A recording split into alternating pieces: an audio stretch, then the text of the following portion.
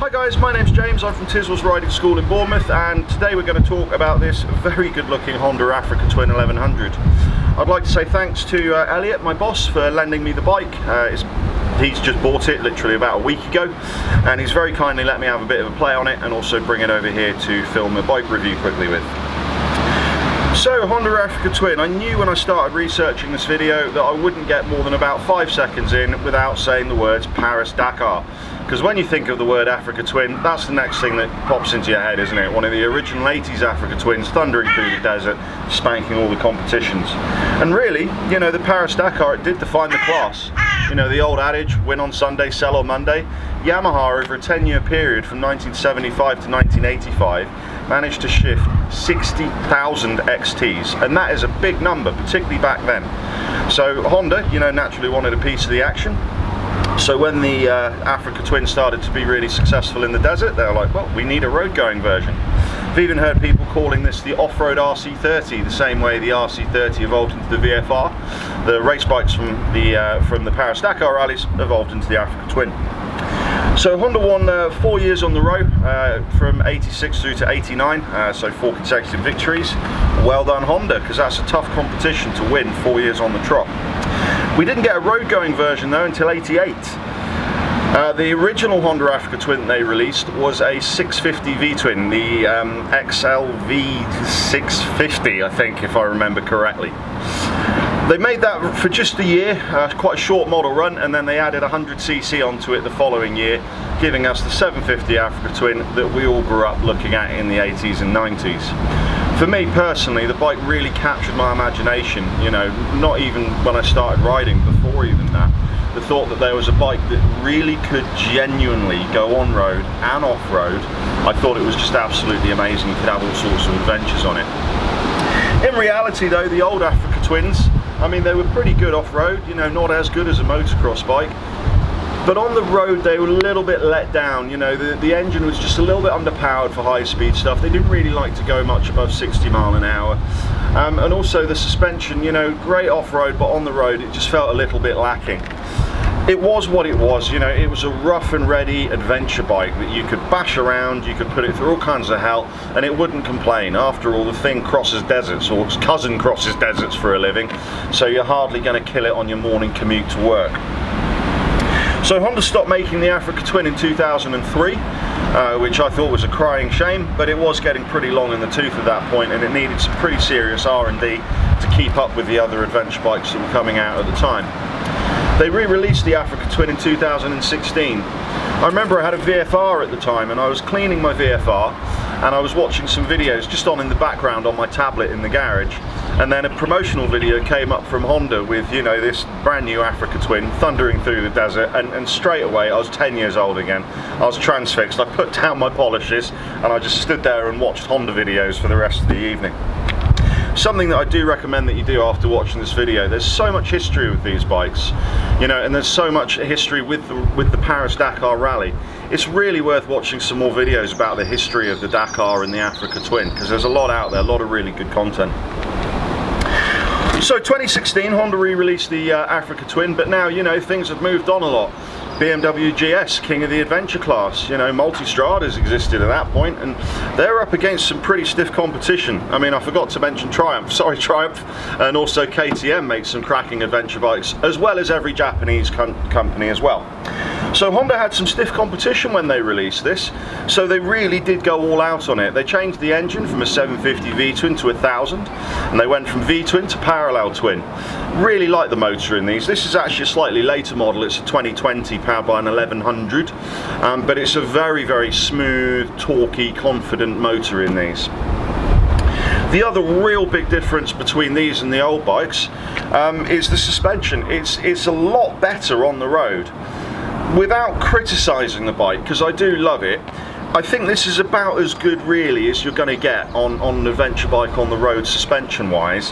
The exception of course being the Multistrada, because the electronic suspension on that is so plush, not a lot comes close, but then it's a lot more money, the Multistrada. Difference between the Multistrada and the Africa Twin, I wouldn't go off-road on a Multistrada, but I probably would on an Africa Twin. Now, the other thing that they did when they re-released it is they just chucked electronics at it. Obviously, keeping up with modern adventure bikes, you can't release a bike where everything's driven by cables anymore, you know, with an analog dash, so they had to update all that just to keep modern. So they started making the new Africa Twin, the 1000cc, in 2016, and then they ran that up until 2020 when they added 100cc to make the CRF 1100, or Africa Twin 1100 as we know it. And that's what this bike is, it's the Africa Twin 1100. Now, the reason why Elliot bought this bike, because he wanted one, I mean, who can blame him, to be honest. Before this, he had a Honda NC 750. I've ridden it, to be honest, it's a good bike for what it is, but it's not that inspiring, not like a machine like this. Now, Honda of Bournemouth had this bike as their demonstrator. So what Honda of Bournemouth did is they put all the shiny optional extras on to try and entice customers when they buy an Africa Twin to spend a little bit more money and get the nice shiny hard luggage and all the extras that it's got on it. Obviously then COVID happened in 2020 and this bike just sat in the showroom with nobody looking at it, feeling awfully sad. So when Honda of Bournemouth wanted to get rid of it and get the new this year's demonstrator in, Elliot managed to pick this one up a little bit cheaper than what you do if you went in and spec'd it out to be like this in the showroom. So features of this bike, there's a lot of optional extras because it was a demonstrator. So working from the back, we've got the Honda mounting plate, which will give you a Honda top box because they're the same thing. We've also got the Honda luggage on the sides. Really like these luggage boxes. That's proper solid aluminium, that, and it's also got these little hooky bits on the top which you can put cargo nets, bungees, whatever, for if you want to go strapping a tent on top of your luggage as well. Obviously it won't be waterproof, but it's a tent, who cares. The crash bars are extra, the spotlights are an optional extra, we've got wind deflectors, and we've also got this screen thingy. It's like a shroud that keeps the sunlight off the screen. I can't yet figure out why Honda have done that, because I've been riding this on a really sunny day and I can still read that absolutely fine, so it just feels like that's a slightly unnecessary piece of plastic. This one's also got heated grips and an aftermarket screen, sorry, a Honda screen, but it's not the standard screen, it's a slightly taller screen giving you slightly better wind protection. I mean, really, these bikes are kitted out. So we've got everything that we'd expect from a modern ADV bike, you know. We've got traction control, we've got switchable rider modes, we've got ABS that you can turn off if you want to go stepping the back out off-road. We've got a full colour TFT display. The display on this is touchscreen. It's the first bike I've ridden that's actually got an iPad mounted above the handlebars. You can swipe through your rider modes just like you're swiping through matches on Tinder. Absolutely incredible. I mean, I remember when, you know, Digi displays first came out, I thought that was futuristic. It showed me this, I'd have had a heart attack, I think. Now, this bike can be either manual or automatic. Lots of people prefer the automatic. Lots of people prefer the manual. According to a Honda rep that sold this to Elliot, it's about 50-50 now, because people are actually starting to wake up to the DCT transmission that Honda do. Now, when I first got told about it, knee-jerk reaction, same as everyone else. Nah, I don't want it. I want to change gear. I want a clutch on my left hand, you know, because it's what we're used to. It was Elliot's previous bike, the Honda NC 750. I had to go to Bedfordshire to do some bike instructor assessments. And my VFR, I was waiting on a part to come from eBay. So Elliot very kindly lent me his brand spankers. It was brand new at the time, Honda NC. Looked really professional, you know, had Tizwaz down the side. So when I'm turning up at DVSA HQ, you know, I look like a professional instructor. Now, when I started riding the bike from Bournemouth, I hated it. I really did not get on with that transmission. And it wasn't about an hour into the ride, I started to settle into it a little bit. And then I went, hang on, it's just like riding a big scooter. I've got a 750 moped that's really comfortable. And until you've ridden it, spend a bit of time playing with the DCT transmission, because I don't think it's that bad. And a lot of people say that because the transmission is routed through the inertial measurement unit, it starts to do very clever things. It's not like a clunky old school car gearbox, you know, that you'd get in an automatic car from the 90s or whatever. Like, for example, if you come up to the top of a hill, yeah, you're on the throttle, yeah, and then when you start to descend the hill, The IMU will sense that you're descending, and it will sense that you're not on the throttle, and then it will change down to give you some engine braking. An old-fashioned automatic, you'd either have to use kick-down transmission, or you've got a switchy button here to drop a gear, or you'd just be dragging the brakes down the hill. But the brain in this bike does that for you, and that's really, really clever, I think. Now, the other big plus to the DCT transmission, the reason why Elliot loves it, the reason why it's such a good idea for us instructors, most instructors use a push-to-talk button or a push-to-talk switch. It's really difficult having a clutch and a button that you're trying to operate at the same time. Imagine trying to change gear and cancel your signal. You know, it doesn't really work. And that's why it's such a good feature for instructors. Now, a lot of people that ride these off-road also like to have the DCT transmission because it frees up your left foot a little bit to drag in the mud, you know, if you need to do that. And also, because the bike, it's kind of more clever than me when it comes to off-roading, and that way if I were to take this bike off-road, I could focus on the, you know, getting through the mud and keeping the bike upright, and then I could let the very clever brain in here figure out, you know, all the traction and gears and everything. So really nice feature that.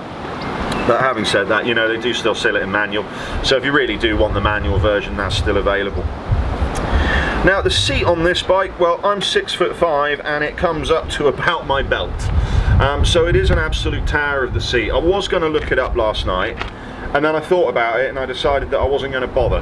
Honda do a low seat option, which cuts the seat down a little bit, but when you sit on it, it's got such sinewy, long travel suspension.